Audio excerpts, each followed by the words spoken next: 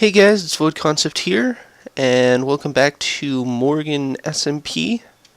And as you can see, I just had my first death of the world.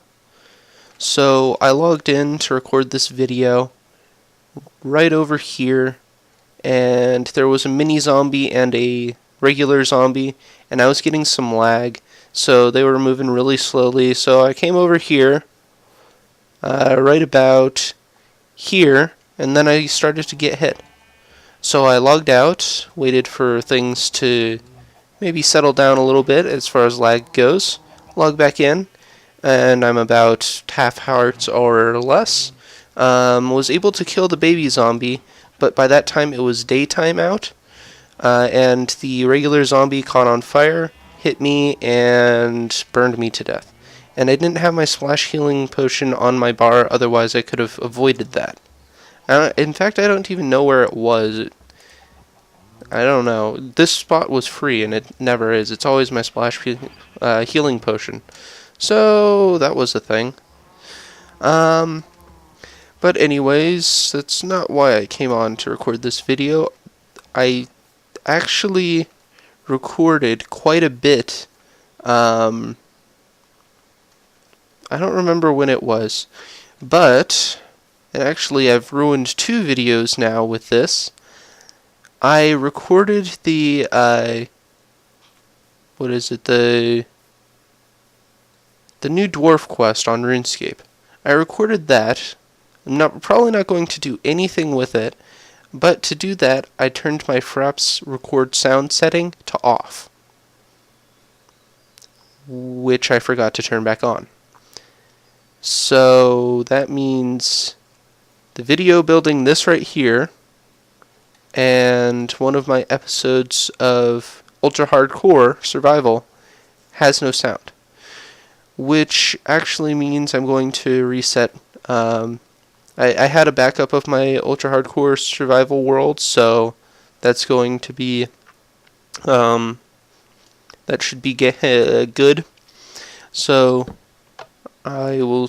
that was interesting. I'll show you this here. So lever here, we'll pop that out, throw another item in there, and wait for like 4 seconds. And that will go. Then you hit this, same system as always, and it opens up. The only difference is now when you step on this, it won't reopen. You have to click this lever, wait for it to open, and then click this. It's a little bit harder to get out of this, but this is really meant for access for Tiki. And when you go down here, again, it takes a little while because there's literally a line of hoppers going all the way to this here. So, yeah, make sure it closes. Down here is my base. And we're coming out right here where my house is supposed to be, and I have done nothing with it yet. Still. So, that's that. And pretty much that is all I've done. I haven't had as much time to play on the server. I had a lot of homework yesterday, so or not yesterday, last week, that's what I meant. But I did help somebody else with something up here. Basically, one of the old elders came back from a while, and his name is Delund, D-L-U-N-D. So I helped him find a place up here, and I guess he's underground here. Oh, he's done some stuff already. I haven't seen this yet, so right next to a lava pool. Okay. And yeah, I'm not going to search around too much. It doesn't look like he's done too much, though. But I'll go up here and back to this over here. There was something else I wanted to show you guys, but I don't remember what it was, so instead I'm going to show you the redstone behind this thing here. And I did transfer over a Silk Touch pickaxe from the old world, just because I didn't want to spend years enchanting level 30 pickaxes. But I sacrificed 6 diamonds for it, so I think that's an even trade. And I'm going to break in over here. This is probably going to go in, isn't it? Well, actually, I'll break this one. Then I'll replace it. Alright, so this is the redstone here. You throw an item into that hopper. It goes all the way down this line here, which is what takes so long. Don't think this block is important, so... Or this one? Nope. So it goes into here. Again, if you drop multiple... I don't think this is important. No, it is important. So I'll go... this here. So when an item gets in there, it'll go through here and spit it out, of course. And then I've also got another system on the other side there, which I don't know if you can see, and I can't really break in there. Here, I'll look through here. So we've got the hopper coming out of, or not hopper, repeater coming out of there into a block and into there, so that, and that's going into the comparator there. Don't know if you can tell, but that will cause it to pulse since it is on addition mode. That's just so that if you put like a stack of stuff in here, it'll all eventually feed through, which you probably shouldn't do, but you know, have to prepare for everything. And anyway, when an item gets into the top hopper there, it will turn on this comparator, which will turn off this torch, turning on this torch, and activating both the double piston extender here, which is what this is here, and this side here, and then this thing here goes to this side. Is this necessary? It is necessary. So wait a second, where does this go? I'm gonna investigate, because I thought that was the activation for that. Oh, that's right. This is where the other signal comes in. Inside there on this block here, on that side, is a lever. So that's how that works, and this is the same double piston extender that I used on the horses. So let me get back out here, and yep, that's pretty much this. Oops. Trying to think of anything else I can put in this video. Again, that no audio kind of ruined my plans. So this is another summary video, which is what I was trying to get away from. Basically, all I did in the last recording was record building all of that. So yeah, I thought that it was all done. I'm still not sure what to do next. I think, well, we will be getting a new world for the next world, and I have a couple of ideas for that, but I'm not quite sure. And one of the ideas, I'm not even sure if the mods or computer would let me. I'd have to ask him at some point.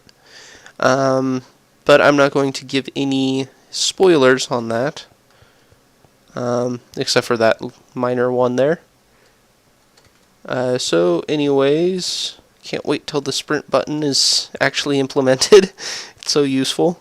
Oh, by the way, I should be having a Oblivion map update this weekend. If I'm not, then it will be next weekend or at some point during the next week. Oh, I just thought of something. I'm gone this weekend, so it'll probably be sometime next week. So look forward to that, and that is it for this video. So thanks for watching, and I will see you guys later. Okay, I lied. Not over yet. I did think of one more thing to do, and that is build this like death monument for my first death, since it's so long into the world here. And really, I don't know what made me do this, but now, well, I'm talking about this here, but now I've kind of started a new Next World rule book, which is something I kind of mentioned during one of my first episodes of this world, I think, or maybe it was last season that I was going to add. No, it was this season because, well, I don't know if I ever said it on camera or not, but Tiki and I discussed, since one of the rules for this world is no diamonds from no diamonds from strip mines, even though by the time we made that rule, I had already made this mine shaft down here, which, as you can see, is not used at all. So yeah, that was a thing. Now watch, I'm gonna break this block here. Nope. I was expecting there to be diamonds there, because every time I decide to start a new mine shaft, like the first shaft I go down, I'll let that sink in for a bit. I just totally distracted myself there. I usually find diamonds like one block in. So this is my Next World rule book here. I don't remember if we've talked about other rules, but I thought may as well have an official rule book. So no strip mining, and that's for anything this time. I think the rule for this world was no diamonds from strip mines. No transferring items from the old worlds, which is a rule for this world, and I've kind of broken it. Maybe I should add a time limit for this one, because don't want to... it's basically so that we have to rebuild. For time's sake, maybe I should change this, but then add in a little clause, I guess, saying that no transferring raw materials like diamonds, iron, and gold, and emeralds. So that's one. Yeah, that's an obvious one. I've been doing since the move from 1.0 to 1.2. I think. Or maybe it was 1.2 to 1. Whatever the next one was, 1.3? I don't know. But I've been doing this for a while. So number 3 is build a monument wherever I die, if possible. So that kind of spawned from this here, and this is what kind of made me make this rule book here. So if I die in somebody else's area, obviously I'm not going to build a monument there. But if it's in my area, then I'll build it. This is kind of in the way. So say if I die here and I die here, then I'd have to build 2 monuments there, I guess. And it would be really annoying. So we'll see about this one. And no mob grinders. That was going to be a rule for this world, but Tiki said it too late, and I already had our double spawner set up and ready to go. It'd be a shame if I left that to waste as well. Although I could have given it to Blaster. And then number 5, I haven't had anything yet. I literally just wrote this down within 5 minutes of finishing recording the last recording.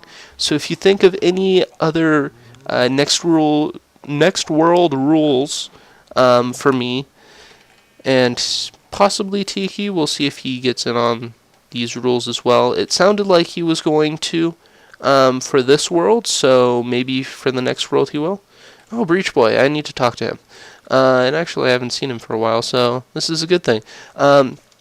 But anyway, if you think of any more rules to add into this book, let me know down below. That's new. Yeah, so I think that's going to be it for this tangent. So now, thanks for watching, and I will see you guys later.